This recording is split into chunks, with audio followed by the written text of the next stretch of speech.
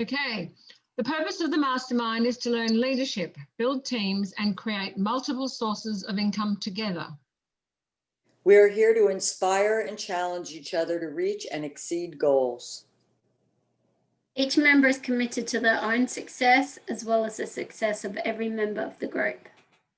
We are committed to meeting in person or virtually for 1 hour every week. We are present. There is no multitasking or distractions during meetings. We are collaborative. We listen without interrupting, lecturing, or judging. We celebrate each other's successes without jealousy. We are honest and participate by giving thoughtful feedback. We are open and listen to different perspectives without being defensive or offering excuses. We trust fellow members enough to share fully. We are focused, but we also think it's important to have fun during meetings.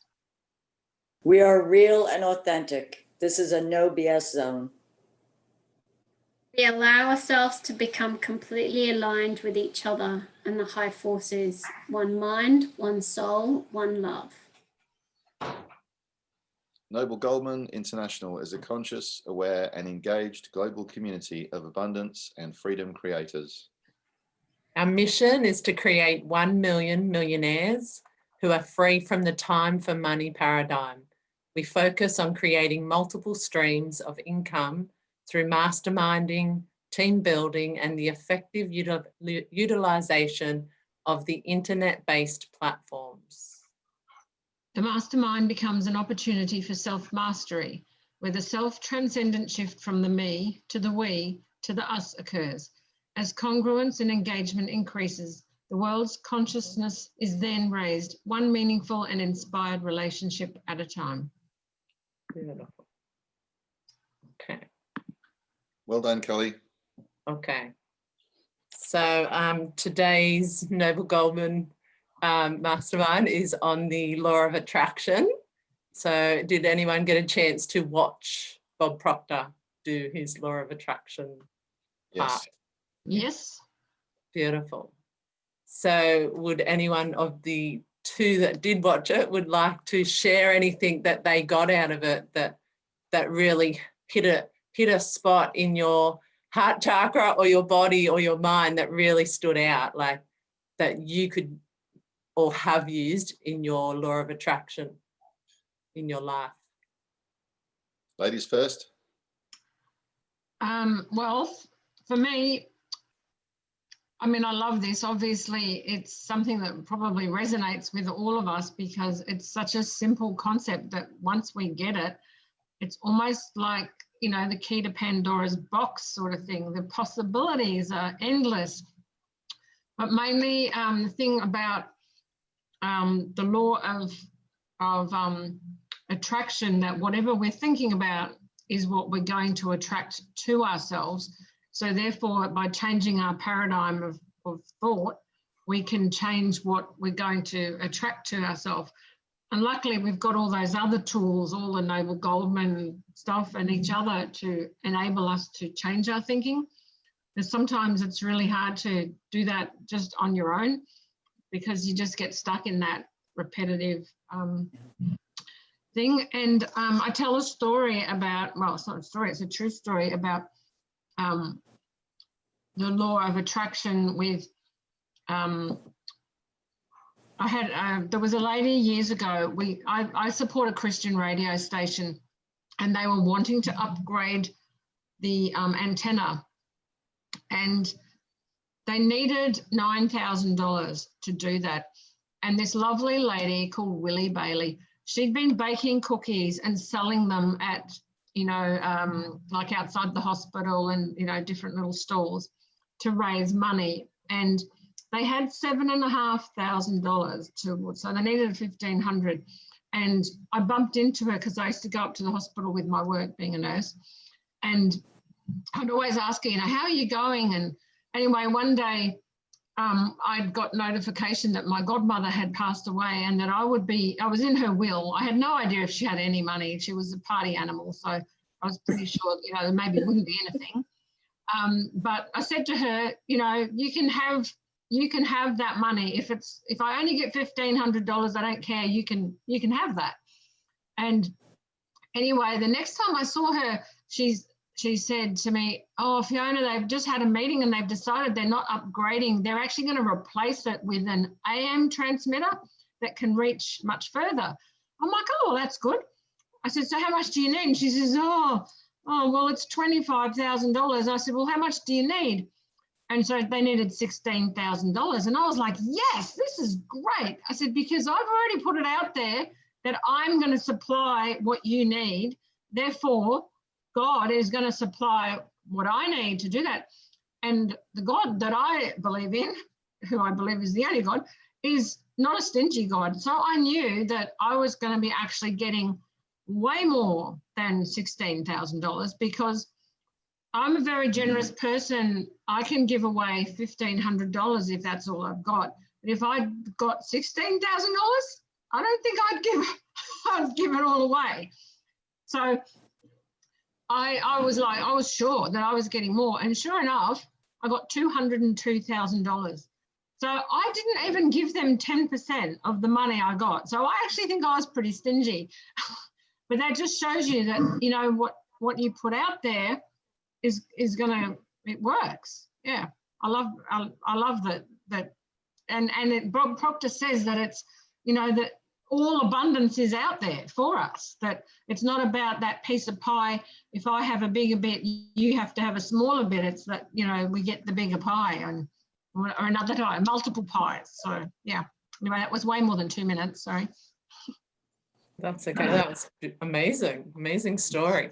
So what in that for you did you learn that really niched in for you personally, your connection from source or universe? Well, trust is for me is you know, like I don't ever have to worry that, like in this giving and receiving thing, I don't ever have to worry that I'm giving away my last whatever, because I know it's going to be replaced, you know, with more abundance. A bit like the you know, the spilt milk thing that, I don't know, that was that, you know, that one where they, do you know, anyone know that tale where you were going to get more of whatever it was and the person spilt the milk, so the milk just never ended. They just had to wipe it up forever because they didn't have the right thoughts. If I'm allowed to ask one more question, Yeah. what in that whole outcome of trust, what does that truly mean to you internally in your heart? Like, what does that feel like if it had an expression of an emotion? What does love. I'm loved, you know, that there's the creator is interested in everything about me and my welfare and filling my needs, not my wants, but, you know, I've never not had anything that I need. You know, as soon as I get a need, I look around and there, oh, here it is. So yeah, I guess that I know that I'm loved and I'm part of this bigger picture. Beautiful. Just a really tiny little bit. That's amazing. Beautiful. Thank you.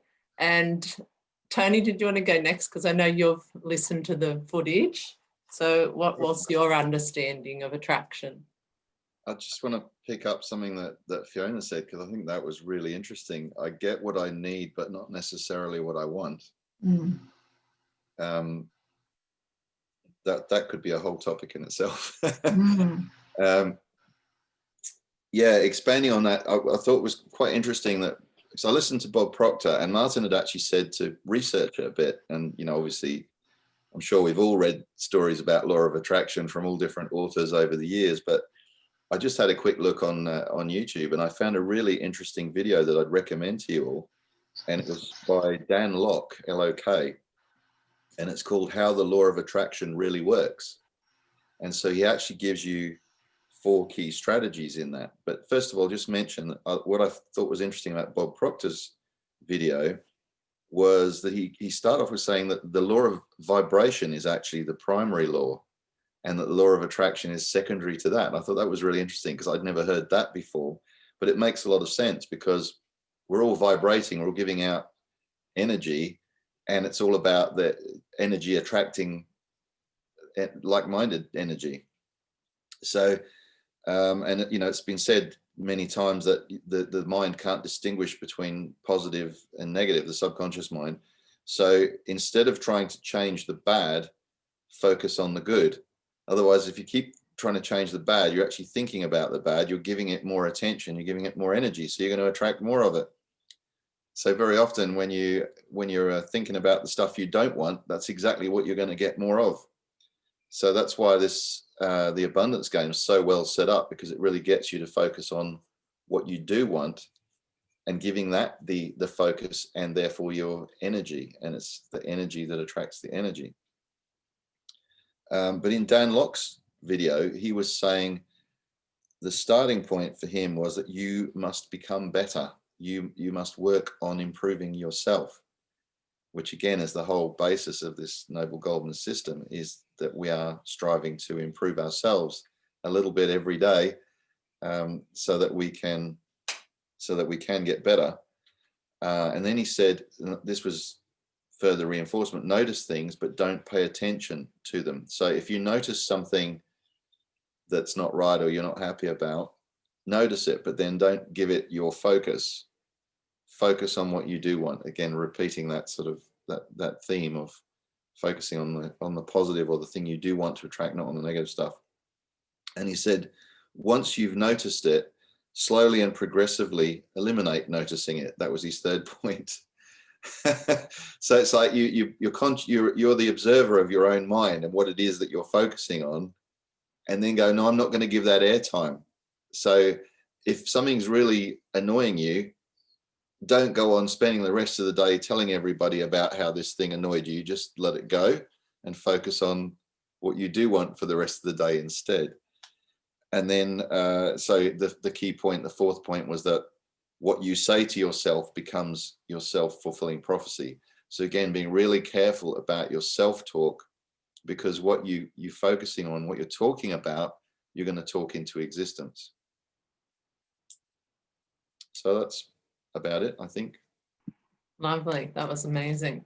And with the vibration, you said focus on the good vibration. And with Fiona's share, to me, that's what she did. She just focused, and she was the vibration of it already creating. She knew it. So her belief knew it, her body knew it, and she was the vibrational energy that would receive it. So that, yeah, that was amazing. Oh, sorry, one more thing before I go. On that he said that was very interesting, is that like gravity, this is an unchanging law. It is a permanent law that has been proven time and again throughout history to work. Yes. So why don't we all use it all the time? You know, we must be crazy not to. We know it works. We know all this stuff. We've heard all about it. We've read about it. And we still have to remind ourselves, don't we? Yeah, I think for me, I know it works, but I avoided using it, which sounds really crazy, because I had an experience with my two children when they're twins, and when they were about 11, roughly, I had thought to myself, I want them to clean their room. And normally I have to go and ask them 5 times. But this particular day, I stayed in my body, in the vibration of pure love, and I just thought it, and they caught it at the other end of the house. And when I went out there to, I had decided I'd go and ask them, and I went out there and they both said individually, I'm going to clean my room, and got up and went to clean their room. And I hadn't actually asked yet. All I had done was think it, and no attachment to the outcome, just stayed in my energy of vibration. But if I had asked them after about the 3rd time, I start to shrink my vibration and they don't want to go do it. So that was a very small example, but yeah, I had a little bit of guilt that I hadn't asked their will in a verbal sense, hence why I stopped doing it, because I thought, can I use my mind for that and not actually one-on-one ask them if they really want to, because everyone should have their own choice, but they're kids. Anyway, so I had guilt, which stopped me from using it, but I know it works. Would anyone else like to share? Karen? I didn't watch Bob Proctor this week, but I read out of the same book that Bob Proctor read out of. And one of the things that came up for me again was the desire and expectancy. And what it reminded me of when I first read The Secret, I was very unfamiliar with all of this some time ago. So one of the examples they say is to use it like if you're parking your car. And I do. And I never get bad parking spots. Anybody that's with me, they're like, oh, it's jammed. You're never going to get a spot up here. I'm like, my spot's waiting for me. Just shut up, I'll find it. And I always get terrific parking spots, regardless of where I am, regardless of what time it is. I mean, like major concert events or something like that. I'm like, no, I'm not walking any more than 2 rows. We'll find something. Don't worry. So one of the things, though, that Fiona had said was the trust, the faith. That was one of the things that I was wobbly on. And it's really foolish because when I use this, it works. But honest to God, I'm almost embarrassed to say it. Sometimes I forget to use it. And but I find that now it's very empowering to go through with expectation. I expect this to go fine, so we're not going to worry about it. I'm not giving it free rent in my head, that kind of thing. So I just, and this is the 3rd time I've read this book. And it's really funny because the first time I read it, that was when I was starting my personal development journey. And I mean, I was reading 3 or 4 books a week. I was cranking through those suckers. Somebody said a book, I was on Amazon, get it delivered, and I chewed them up. And I highlighted things, but when I go through them a 2nd or 3rd time, it's kind of neat to see how I've evolved because I'm like, oh yeah, I've been doing that for a while, but this is really interesting here, So this time it was refreshing on the law of attraction to see that I wanted to strengthen my faith in the expectancy, and I did based on what I underlined and what I underlined this time. So I was like, it's always like kudos for me. I am actually moving forward. Awesome. Because sometimes you just feel like you're stalling for a while, or I feel like I'm stalling, and I feel like when am I going to get touched by the magic? Everybody's talking about the magic. I'm doing the work, and it's like really just in the last 3 weeks, things are just really clicking. And I do believe it was the law of attraction at work, more at the front of my mind. So that's my share for the week. That's my 2-minute soapbox. Beautiful. Thank you, Karen. Does anyone else want to share further along anything that's been brought up so far? I'm back. Melanie, do you want to share, or you need a minute? Yeah, so I did listen to Bob. I still have to overcome his voice, so that was a bit of a challenge. So I went and did some other research as well. And I just found like some interesting things about never expect a thing you do not want and never desire a thing you do not expect. And I'll just share a quick little story with you guys. I feel like I'm always having to constantly work at the law of attraction. So a few months ago, I wrote in my journal that morning, my intention was to spend less time on social media.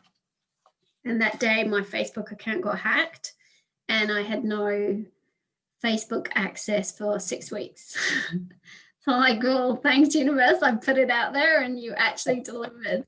So I obviously can create these things, but I feel, whatever you said, but there's always something, kind of coming. I need to work on it more to manifest more in my life what I actually do want to attract. And I think I've had a situation last week where I have really future projected the worst experience in something that happened to me that hasn't even happened yet.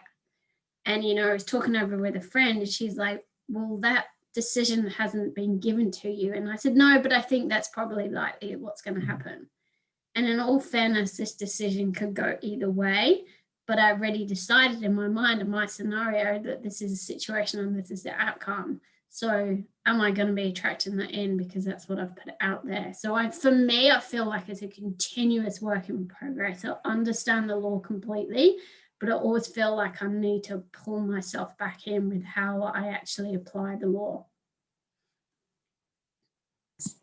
Yeah, I understand what you're saying, because it feels like no expectations, but if you're in your mind and you're thinking it can't create without the other elements. It can't create without your body being on board, your full body, like your heart, your vibration and energy field.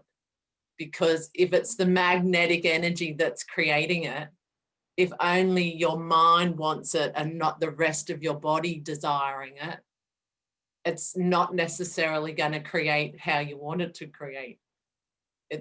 It'll look like it didn't come, but when everything's on board, like, I don't know if Fiona wants to add to this, but from how she expressed it, I took that she fully had embodied the full belief of it in not just a mind.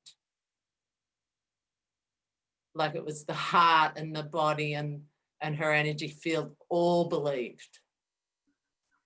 I think for my story, that you know how he talks about what's that guy's name, Billy Graham, and the giving the $100. I don't know if that's in this section or in another section, but has everyone read that bit? No. Oh, well, it's about, you know, putting money in the plate, and he accidentally gave $100 when he meant to give 20, and his wife's like, well, you know, don't worry, because that'll come back to you, sort of thing. And with me giving money to this radio station, there was huge delays, and it didn't get like built for another year.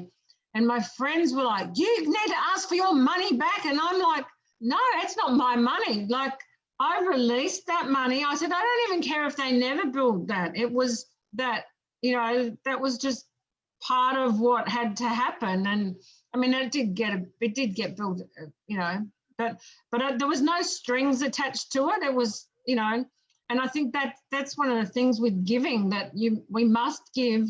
What was it they said? Give with no expectation and receive with grace, or something, that thing.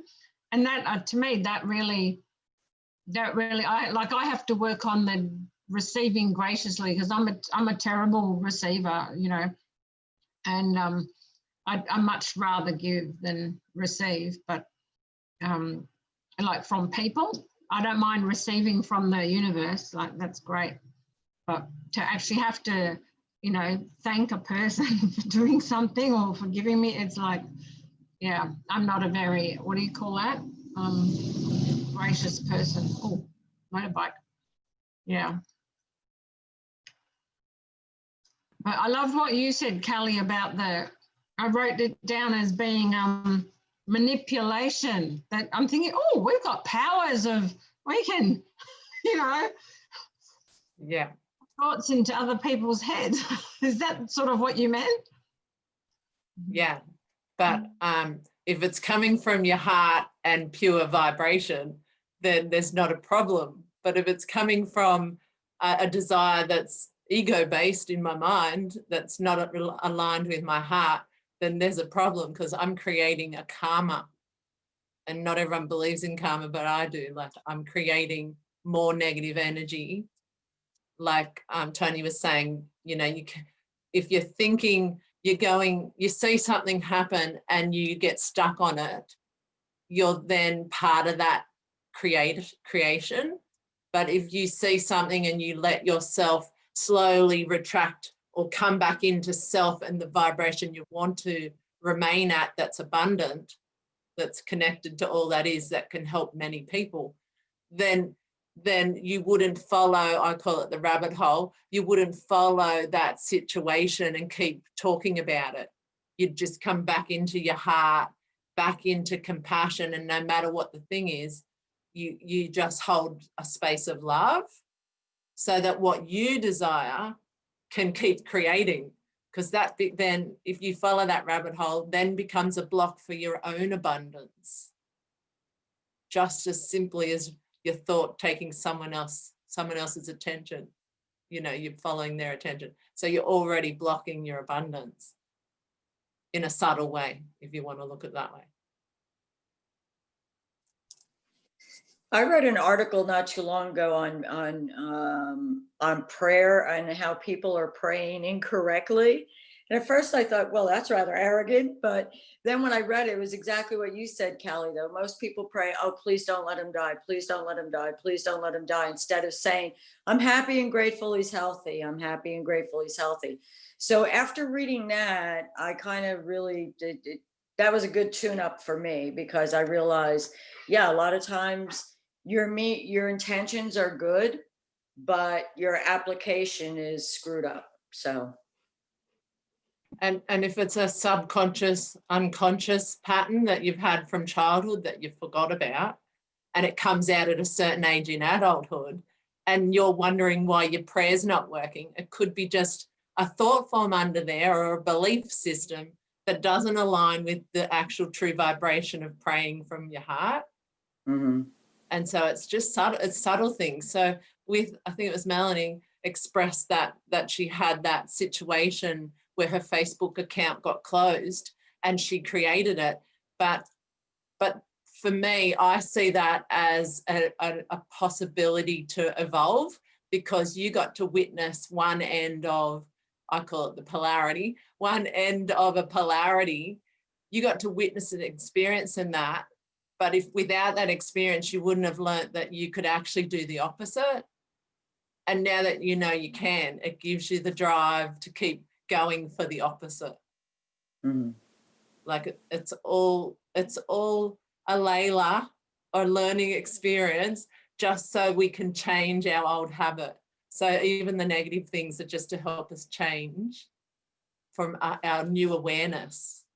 Otherwise, we wouldn't know we have to change. There's a lot of people unconscious. They don't know they have to. They could easily change. But luckily, we're all here and know we can.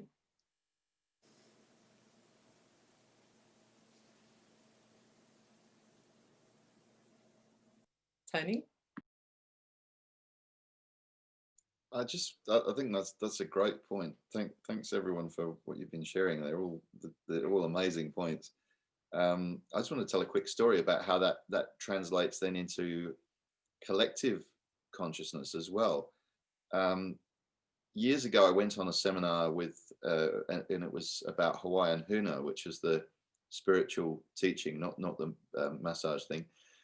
So it was how they passed down their spiritual teachings from one generation to the next. And it was a professor who came over from Hawaii, and I went over to Byron Bay for the seminar, 5-day course. And he was telling an example about where the whole community in Hawaii was under threat from a cyclone that was coming towards the island. And they all focused their attention on some would call it prayers, some would call it a call to the universe, whatever your theology is, on putting their positive energy into directing that cyclone away from the island. And right at the very last 11th hour, the cyclone was about to go there, and then suddenly it veered away and went off into the ocean instead. Now, some people could call that just mere coincidence. He passionately believed that they as a community had put their heads together and put their hearts and minds together and put their energy out there to redirect that cyclone. And my own experience of something like this was a few years ago. We went on a dive trip to Papua New Guinea, and we landed in Port Moresby, and we'd been warned that it's a very dangerous place, and don't leave the airport and don't walk down the street unattended and that sort of thing, because you're just as likely to get mugged. And when we landed there, we had to land at the main airport, and then we were transferring to fly on a little aircraft out to one of the outer islands. And the elections were on, and all the pubs were closed, and they were worried about people getting shot, because there was people trying to manipulate the elections and so on. So there was extreme tension. And when we landed at that airport, you could feel it in the air. It was the most indescribable feeling of foreboding and tension and pressure, and like something was really wrong, and you felt it in your bones. It was really tangible. And we went through there and flew off to the outer island where everything was great. It was a beautiful place, lovely locals, really friendly people. We came back 2 weeks later to Port Moresby, to the main airport again. Same airport, elections were over, pubs were back on, everything was finished. And it was like landing in a different place. The whole atmosphere immediately felt completely different. You could feel it in the air, and people walking around happy and smiling. And it was like we've just been teleported into some parallel universe, you know. It was so noticeable. And I've never experienced anything like that in my life, to be in the same place 2 weeks apart and have two completely energetic, completely different levels, you know, of experience. It was, and we all felt it. It wasn't just me. Everyone in our group commented on it and went, this is amazing. It actually feels like we've landed in a different place altogether. So if you take this that we've been learning here and talking about, it's really, really powerful when you apply it to what we as communities can do, you know, putting an energy out there. It really is something. It's not just a nothing, you know, an energy is something. So a thought is energy, and us putting our positive thoughts and aspirations out there actually does mean something. Yes, definitely. Because it's then becomes we, not I, but it needs to be an I, it needs to be you as a container to start with. Because if I had done what Melanie done and thought about cancelling the Facebook for the day and then it crashed, then I am a ripple effect of that energy going out into my community. But then when I bring it back into a positive effect, I am then a ripple effect of the positive going out into my community. And so it starts with I, but it's I and my connection, but it's we, because we actually all receive it, whether we're conscious or not, because we are really all one. And that includes Mother Nature. Mother Nature, I've had experiences where I've felt an emotion and I've asked Mother Nature to take my emotion, and all I've done is breathe in, and I'm outside, and she came and swirled all around me, all directions. Now you could say that was a prayer, but I know that we're all connected. So when I called on Mother Nature, the wind came and did that. I remember back in 2000, Sydney hosted the Olympic Games, and they had it in September. And it was like, when I heard that it was going to be in September, I thought, that is just ridiculous. It's going to be cold and blustery and it always rains. Why on earth would they do that? But they had teams and teams of people praying that it would be good. And I was part of the rehearsal of the dress rehearsal for the opening ceremony. I had tickets for that. We sat in the freezing cold. It was so horrible, miserable. And I was just like, this is ridiculous. Why would they host the Summer Olympics at this time? Anyway, come the day of the opening ceremony, we had 2 weeks of the most glorious warm weather, and no rain, it was, I couldn't believe it. But obviously now I understand that the power that was in this collective thing, and that they really did expect that the weather was going to be good. It wasn't just like, oh, well, let's hope it's going to be good. There was this huge amount of money and planning based on it being good. So, yeah, it was a bit of a learning lesson for me. Yeah, and it's just a mirror for our individual connection, but it's also our community connection. Like, we really are that powerful with our own thoughts when we're in that vibration that matches receiving what we're thinking. So, Can I ask a question? Yeah. What happens when there's maybe two different people or two different groups of people, and they're wanting different things, like say the election or whatever, where, you know, like I'm praying and praying that it's going to be beautiful sunshine because I'm getting married and and, you know, I need it to be fine.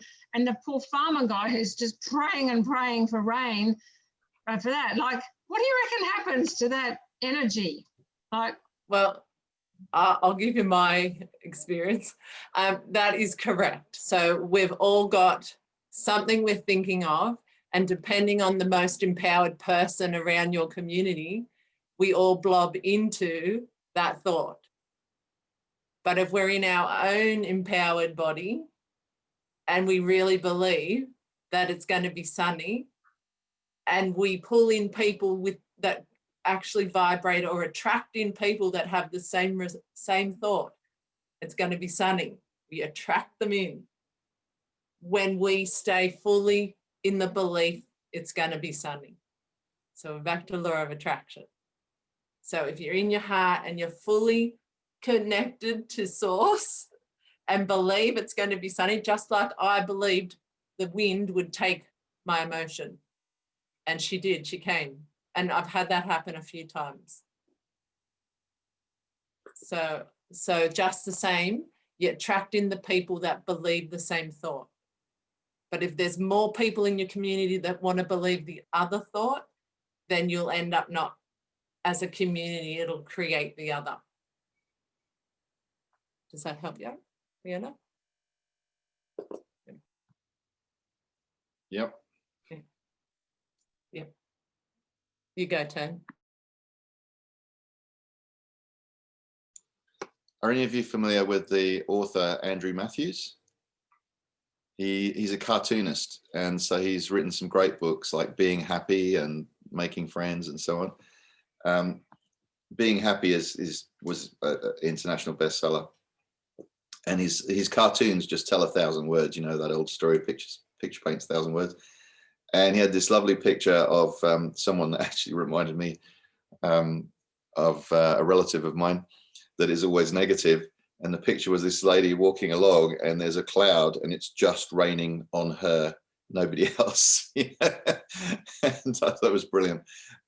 So maybe when I was just thinking back, when you asked that question, Fiona, about the storm, you were describing how it wiped out certain sections of the street and not others. Maybe those people were expecting bad things to happen and the other people were expecting good things to happen. Yeah, it really, sorry, Tony, it really depends on your unconscious fear or your subconscious fear, especially around weather and Mother Nature. For a lot of people, they fear that it's going to be a bushfire, or they fear because there's smoke in the distance. Like, your fear also is a thought form, unconscious, and it creates, or it could be conscious, it's still creating. We're that powerful as individuals. We're that powerful to attract. I've got a question then, Kelly, just reminded me with the fire. What about somebody like Cheria Pitt, who is an Australian ultra marathon runner and now like speaker, etc., motivational speaker, who, you know, entered an ultra marathon in the Kimberleys in WA years ago and ended up being really severely burnt. So what about the negative connotations? Like, has she attracted that into her life? Is that something that people do when they have negative experiences as well? I believe so, because the law of attraction is a vibrate, like it's also the vibration, and underlying that is your body's unconscious beliefs could have happened from childhood. If you believe in reincarnation, past lives, you could have brought it in your DNA cells. Someone that's been raped, somebody that's had a miscarriage, someone that's gone through a cancer journey, you're saying they've all attracted that? I'm not saying like that's not part of their karmic journey. Yeah, like, I believe in karma. I believe in karma, and my family lineage, for me, has given us Graves' disease, and it runs through my entire family. I could say it's my environment, because as a child, I learnt behaviours from my parents that didn't support my throat chakra to be seen and heard. I got shut down, and then it created Graves' disease, because they do say diseases are only about 1% inherited. So I could say that's what I've heard anyway. So they could say it's my life experience from my childhood. But I personally, from my own experience with my children, know if I've got a fear, like bullying, I was bullied really badly at school, primary school, with my fear with my own daughter, when she got bullied, it was something in me that was bubbling up that I had a thought form reconnect that I was afraid of, and it was sort of subconscious. But when I would work on it, I would clear it and she wouldn't be bullied. Like it actually changed what she was attracting from me. Absolutely. Yeah. Yeah. I understand it from that perspective, but when you go into real trauma, like real disease. Yeah. Like losing a child or being raped, like I fail to understand how somebody has attracted that into their life. Yeah. I think the way that it's potentially attracted is by saying, I hope it doesn't happen. I hope this doesn't happen. I hope this doesn't happen. And then boom. Because I know like an interesting story. My younger brother, 5 years ago, was diagnosed with non-Hodgkin's lymphoma. By the time they diagnosed him, he was at stage 4. And he's like the family favorite because he's just awesome. And he had 2 young daughters at the time. And we just all just kind of got together, and it's like, Steve is going to get better. He's going to beat this. He will beat this. There's no way he's not going to beat this. And even his oncologist still laughs now when he goes for follow-ups, because he still has a tumor on his spine. There's no cure for that. And the doctor's like, I really need to write a paper about you, he said, because honestly, I don't know how this thing continues to shrink, but it is. And we're grateful. But I mean, I think, again, that's where the prayer is just energy. And if you're rooting for it in the wrong way, it's gonna show up in possibly a way you don't want it to. So, I mean, I know women that there's certain parts of town where, oh my God, I hope we don't get mugged. I hope we don't get mugged. I'm like, would you shut up? If we get mugged, I'm going to choke you before I choke a thief. You know, it's like, stop thinking about it. We're heading into the theater. We're fine. You know, no worries. So I really do think that there's ways to pull that in that you don't want, you don't mean to, and you certainly don't want it, and you certainly would never wish it on anybody. But at the end of the day, we're responsible for our energy, and we're responsible for what we do or don't attract, and what we do and don't put out there. So harsh, but reality. Thank you, Karen. Tony? You're on speaker. Off speaker. Sorry, I keep forgetting. I was just, so that was excellent, Karen. Thank you for that, and thanks for asking that question, Melanie, because it's a really good question. A few years ago, are you all familiar with NLP at all? Neuro-linguistic programming. So it's basically study of the mind and human behavior and so on. And I did a lot of courses on that. And one of the courses, I was fortunate enough to have a professor come over from California to Sydney, and he was from the NLP Marin Institute in California, where NLP really started as a kind of a thing.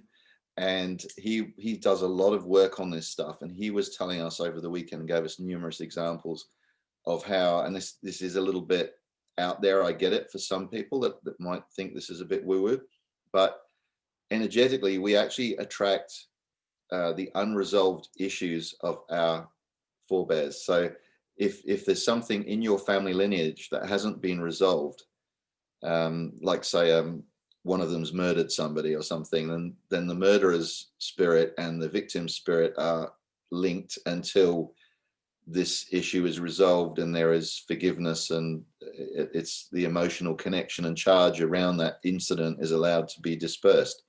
So I know this can sound a little bit strange, but basically you can inherit the problems of your family.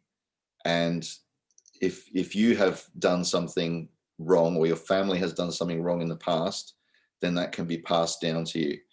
And he's done 35 years of studies on all this stuff, and some of the case studies he was revealing to us that weekend were just absolutely mind-blowing.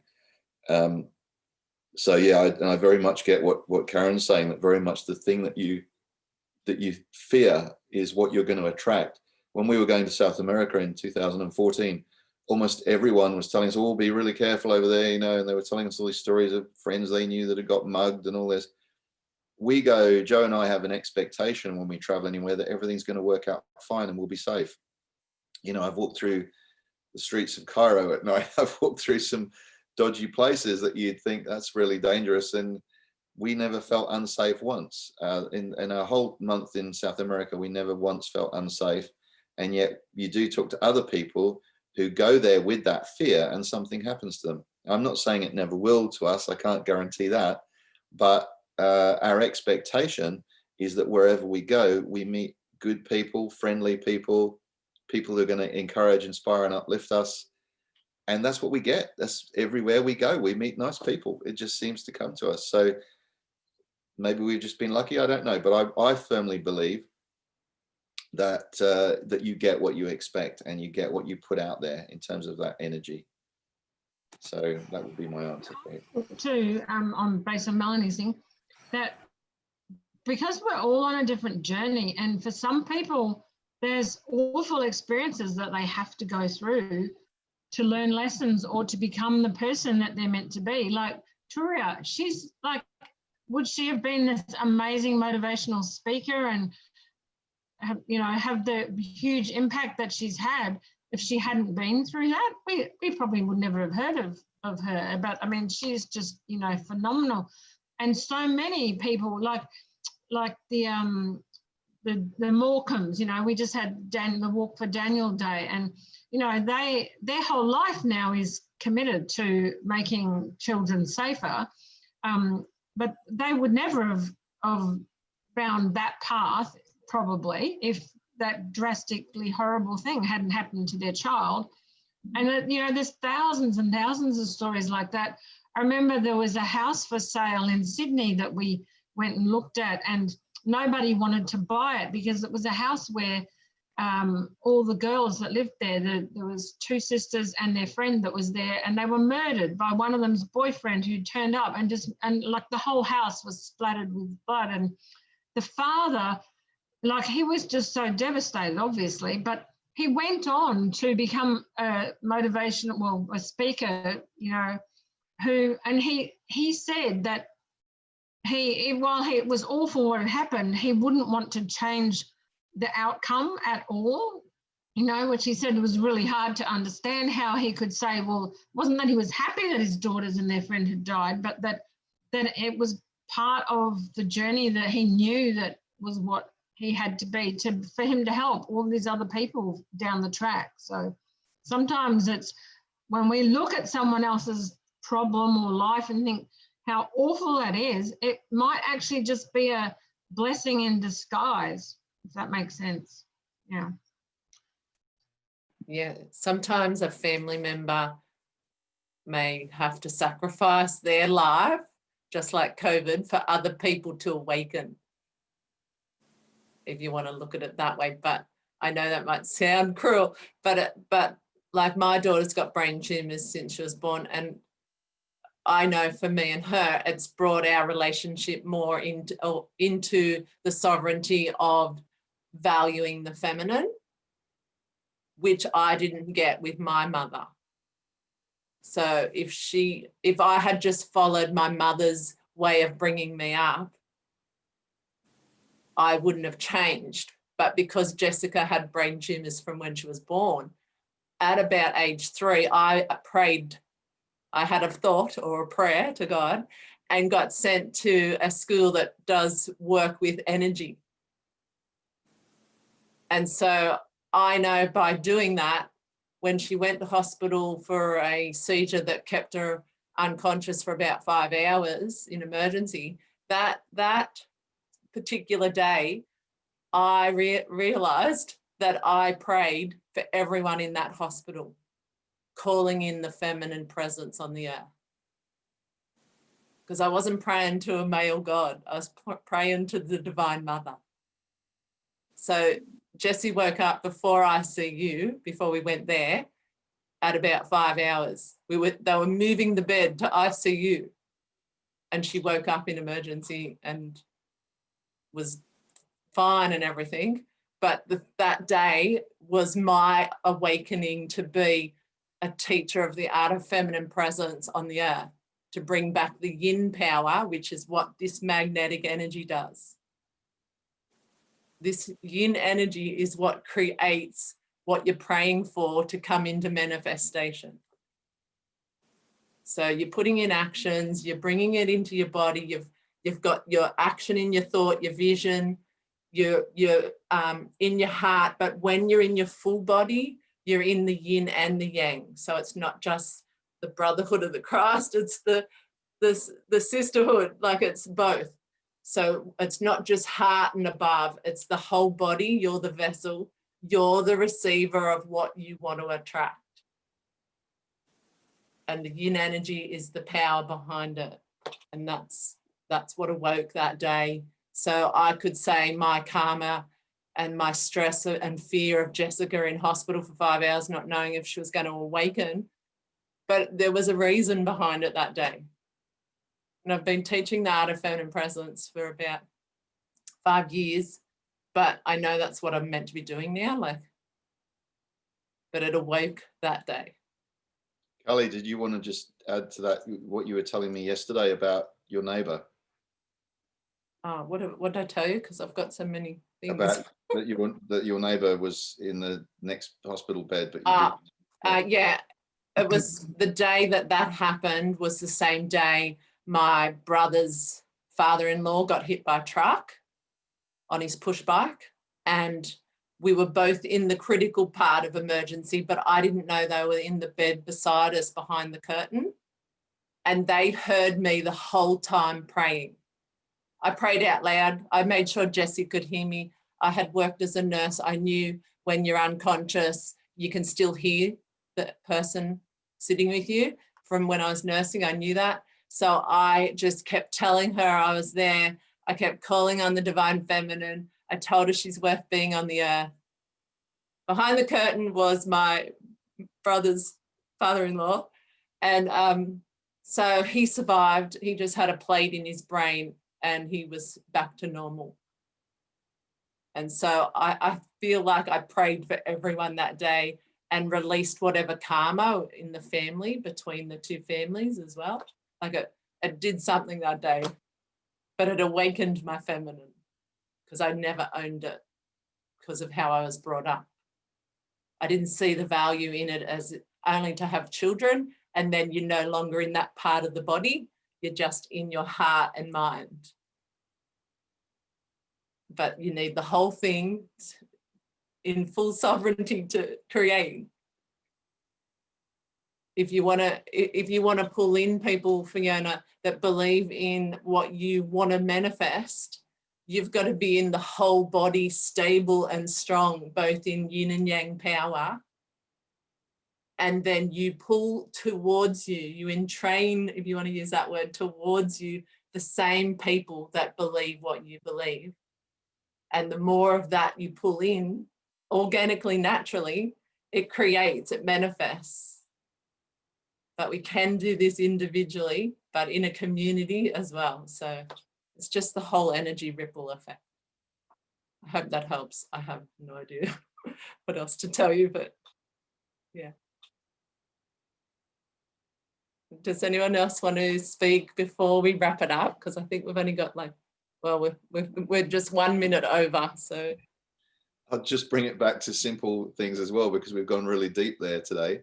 Is, if you want a better example, you couldn't really get a better example of the law of attraction. Then you think about one of your family or friends, and out of the blue, they call you or you bump into them. How many times does that happen in your life? I mean, I know it's the kind of the old cliche example, but it is true. So what you think about, there's something going out there, isn't there? Otherwise, why would that person suddenly call you unexpectedly? You might not have spoken to them for years, and you think about them as the next thing as they call you.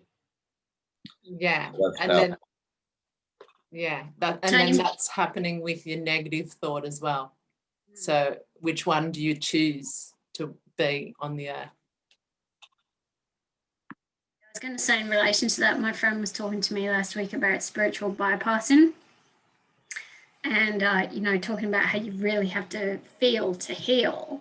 And then I caught up with her yesterday and I said to her, is this spiritual bypassing like the latest thing? I said, because everyone's talking about it. I was like 3 times this week, people have like brought up in telecons and meetings or face-to-face, like spiritual bypass. And I was like, is this the latest in thing? And she's like, no, it's just because you're now aware of it. So you're like just attracting these conversations into your life. We were Yeah. talking about that last night because I was hosting a call and I was giving the example that every setback or adversity carries with it the seed of an equal or greater benefit. And I was looking for the exact quote and I picked up the Napoleon Hill book, and lo and behold, my bookmarker was actually at that exact page in the book. Now, did I just remember that? I don't think so. I think it was just that's again what my focus was. And so when I needed that information, there it was, bang, right in front of me. I just want to quickly as well touch on the story Tony just reminded me. Have you heard about those 2 people that move into a new area and they go into the village store and they just say, like, what are the neighbors like around here? And the owner of the store says, well, what are the neighbors like where you are now? And the first person says, oh, you know, they're really miserable. I can't wait to move out and they're not very friendly. And the store owner's like, yeah, it's the same around here. And then the next person goes into the store and says, you know, moving to the area, what are the people like here? And the store owner says again, what are the people like where you live now? And the person says, they're so helpful. Like, you know, we've got a great community. We look after each other. And the store owner says, yep, that's exactly what they're like here. I'm sure Perfect. she'll give you the biblical quote for that one. Wasn't it Saul on the road to Damascus? Was it somebody like that?